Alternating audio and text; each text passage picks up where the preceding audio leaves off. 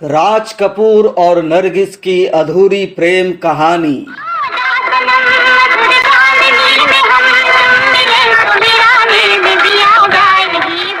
दोनों का अफेयर चला था करीब 9 साल तक, लेकिन दोनों कभी भी एक ना हो सके।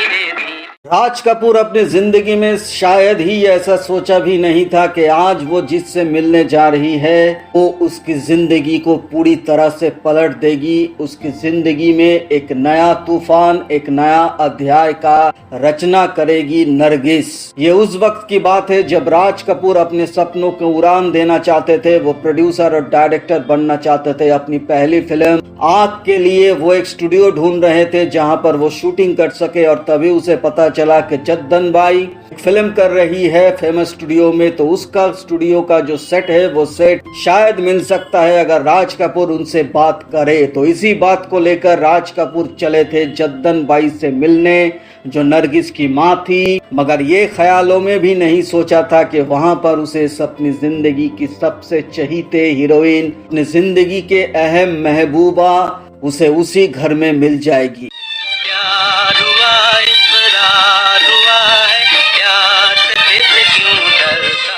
जब राज कपूर ने जद्दन बाई के दरवाजा को नॉक किया और जद्दन बाई का दरवाजा जो खुला था, वो सामने जिसे देखकर वो राज कपूर हैरान हो गए। सामने 16 साल की नरगिस खड़ी थी जिसके हाथ में आटा गूंदा हुआ था, और उसी आटे गूंदे हाथों से उसने अपने बालों को भी सिराया और राज कपूर को पूछा, आप किससे मिलने आए? यही सीन आपने बॉबी फिल्म में देखा होगा, यानी 1973 में ऋषि कपूर और डिम्पल कपाडिया की ब्लॉकबस्टर फिल्म राज कपूर की बॉबी में यही वो सीन था जो राज कपूर और नरगिस के पहली दिन मुलाकात के वक्त हो रहा था। करीब इतने साल बाद राज कपूर इसी सीन को फिर से दोहराया जो अपनी असल जिंदगी में हुआ था। राज कपूर ने उस दिन जद्दन बाई से तो मिल नहीं सके, मगर ये फैसला जरूर कर लिया था कि उसकी आग में हीरोइन नरगिस ही बनेगी। और तब नरगिस के साथ काम करने का जो सिलसिला राज कपूर का शुरू हुआ वो करीब 9 साल तक चला, और इन 9 सालों में राज कपूर और नरगिस करीब 18 फिल्मों में एक साथ हीरो हीरोइन की तहत काम किया था।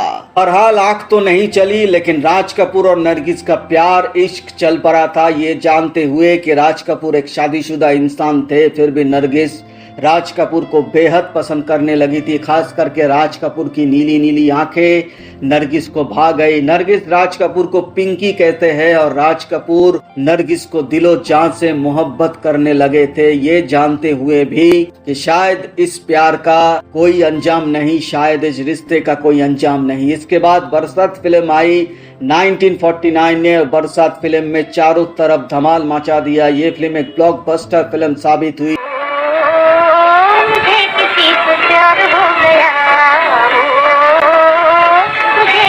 और इसी फिल्म से राज कपूर नरगिस का वो लोगो मिल गया जो आर के फिल्म का बाद में लोगो बन गया था। हर एक फिल्म में यही लोगो से राज कपूर और नरगिस की यादें ताजा होने लगी आर के फिल्म के बैनर तले। इसके बाद काफी सारे फिल्म राज कपूर और नरगिस एक साथ करते रहे, और उसी साथ राज कपूर के घर में भी नरगिस को लेकर काफी परेशानी चलती रही। राज कपूर की पत्नी कृष्णा को जब पता चला कि राज कपूर नरगिस के साथ अफेयर में जुड़ी है तो पहले तो वो चौंक गए, क्योंकि राज कपूर अपने परिवार, अपने बच्चों को बहुत प्यार करते थे। लेकिन फिर भी बाद में जब पता चला कि ये बात सिर्फ अफवाह नहीं, ये पूरी तरह से सच है, तब कृष्णा कपूर ने राज कपूर को तो पहले बहुत समझाया, मगर ये समझाने से बहुत आगे चले गए थे राज कपूर। वो किसी भी तरह नरगिस को छोड़ने की हालात में नहीं थे। यहाँ तक कि जब आवारा फिल्म के लिए राज कपूर और नरगिस सोवियत यूनियन यानी रशिया में गए थे, तब राज कपूर और नरगिस एक ही साथ एक ही होटल के कमरे में रहते थे। और बम्बई में भी जब भी मौका मिलता था राज कपूर और नरगिस लॉन्ग ड्राइव पे चले जाते थे। कभी कभी राज कपूर घर नहीं आते थे नरगिस के साथ,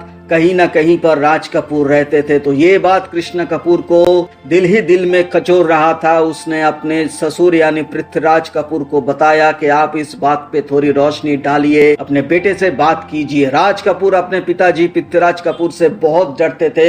वो अपने पिताजी की आंखों में आंखें डालकर जिंदगी में कभी बात नहीं की, मगर पिताजी भी राज कपूर को समझाने में नाकाम रहे। हालांकि पृथ्वीराज कपूर ने ये तो कह दिया कि अपने जीते जी किसी भी हालत में नरगिस इस घर की बहू नहीं बन सकती। उधर नरगिस अपने राज कपूर के प्यार में इस तरह खो गए कि फिल्में भी अब कम आने लगे थे, यानी राज कपूर के अलावा वो किसी दूसरे हीरो के साथ काम ही नहीं करना चाहते थे। और इसके चलते नरगिस के जो भाई है अख्तर हुसैन, नरगिस की सेक्रेटरी भी थी, उनकी फिल्मों और डेट्स की ख्याल रखते थे। वो भी नरगिस को बता रही थी बार बार कि तुम्हारा करियर बहुत ही खतरे में है, अगर ऐसा ही चलता रहा तो आगे चलकर तुम्हारी जो आमदनी है वो पूरी तरह से बंद हो जाएगी। हालांकि नरगिस के इनकम के ऊपर ही नरगिस की पूरी फैमिली डिपेंडेबल थे, यानी नरगिस ही अपने घर को चलाती थी। तो तब नरगिस ये समझने लगी कि उसे एक कठपुतली की तरह अपने घर वाले नचा रहे थे और इसलिए बहुत ज्यादा फिल्मों में काम करने की प्रेशर दे रहे थे ताकि इनकम ज्यादा हो और घर